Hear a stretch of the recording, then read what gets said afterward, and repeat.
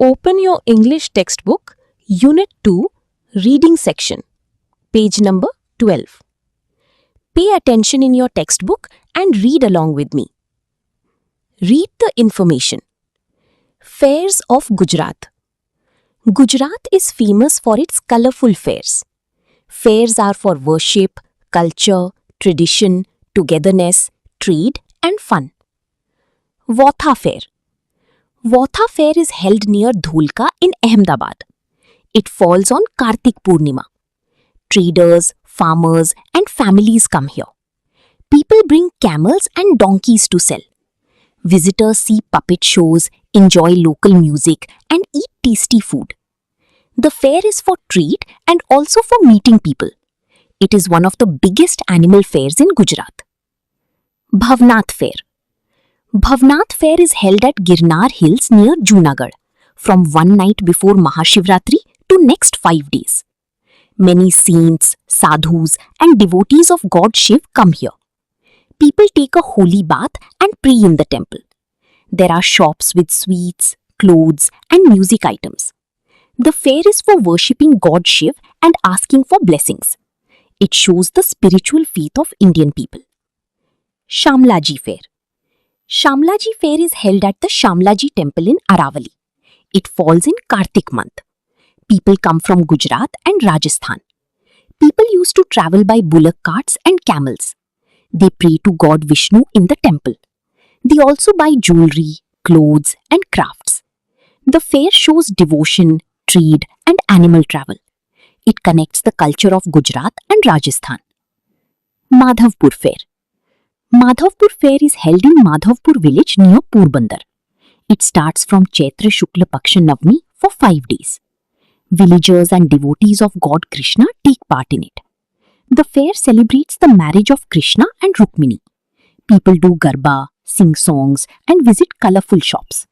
One can buy toys, snacks and clothes. The fair spreads joy and keeps Krishna's story alive. ચાલો હવે આપણે ગુજરાતના મેળાઓ વિશેની આ માહિતીને ગુજરાતીમાં સમજીએ. માહિતી વાંચો. ગુજરાતના મેળાઓ. ગુજરાત તેના રંગબેરંગી મેળાઓ માટે પ્રખ્યાત છે. મેળાઓ પૂજા, સંસ્કૃતિ, પરંપરા, એકતા, વેપાર અને મનોરંજન માટે હોય છે. વૌઠાનો મેળો. વૌઠાનો મેળો અમદાવાદના ધોળકા નજીક ભરાય છે. તે કાર્તિકી પૂર્ણિમાના દિવસે આવે છે. વેપારીઓ, ખેડૂતો અને પરિવારો અહીં આવે છે. લોકો અહીં વેચવા માટે ઊંટ અને ગધેડા લાવે છે. મુલાકાતીઓ કઠપૂતળીના શો જુએ છે, સ્થાનિક સંગીતની મજા માણે છે અને સ્વાદિષ્ટ ખોરાક ખાય છે. આ મેળો વેપાર માટે અને લોકોને મળવા માટે પણ છે. તે ગુજરાતના સૌથી મોટા પશુ મેળાઓમાંનો એક છે. ભવનાથનો મેળો. ભવનાથનો મેળો જૂનાગઢ નજીક ગિરનારની તળેટીમાં ટેકરીઓ પર મહાશિવરાત્રિના એક રાત પહેલાથી શરૂ કરીને આગામી 5 દિવસ સુધી યોજાય છે. અહીં ઘણા સંતો, સાધુઓ અને ભગવાન શિવના ભક્તો આવે છે. લોકો પવિત્ર સ્નાન કરે છે અને મંદિરમાં પ્રાર્થના કરે છે. અહીં મીઠાઈ, કપડાં અને સંગીતની વસ્તુઓની દુકાનો હોય છે. આ મેળો ભગવાન શિવની પૂજા કરવા અને આશીર્વાદ મેળવવા માટે છે. તે ભારતીય લોકોની આધ્યાત્મિક શ્રદ્ધા દર્શાવે છે. શામળાજીનો મેળો. શામળાજીનો મેળો અરવલ્લીમાં શામળાજી મંદિરે યોજાય છે. તે કારતક મહિનામાં આવે છે. ગુજરાત અને રાજસ્થાનમાંથી લોકો અહીં આવે છે. લોકો પહેલાના સમયમાં બળદગાડા અને ઊંટ દ્વારા મુસાફરી કરીને આવતા હતા. તેઓ મંદિરમાં ભગવાન વિષ્ણુની પ્રાર્થના કરે છે. તેઓ ઘરેણાં, કપડાં અને હસ્તકલાની વસ્તુઓ પણ ખરીદે છે. આ મેળો ભક્તિ, વેપાર અને પશુઓની મુસાફરી દર્શાવે છે. તે ગુજરાત અને રાજસ્થાનની સંસ્કૃતિને જોડે છે. માધવપુરનો મેળો. માધવપુરનો મેળો પોરબંદર નજીક માધવપુર ગામમાં યોજાય છે.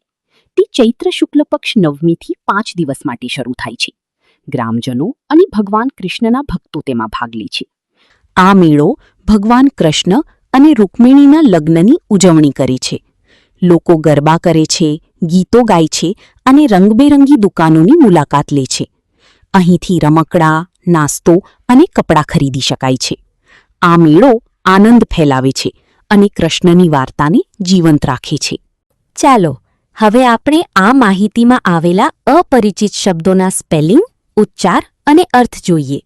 તમારે આ બધા શબ્દો તમારી નોટબુકમાં સુંદર અક્ષરે લખી લેવાના છે.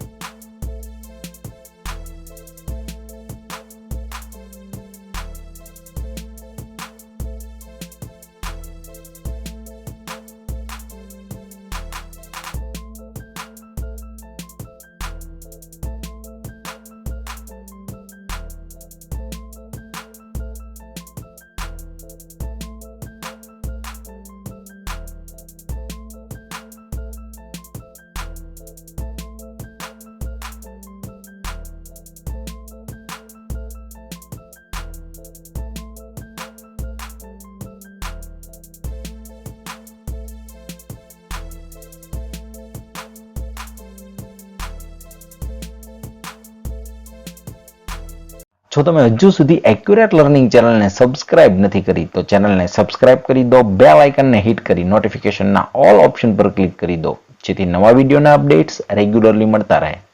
Thanks for watching. C you soon.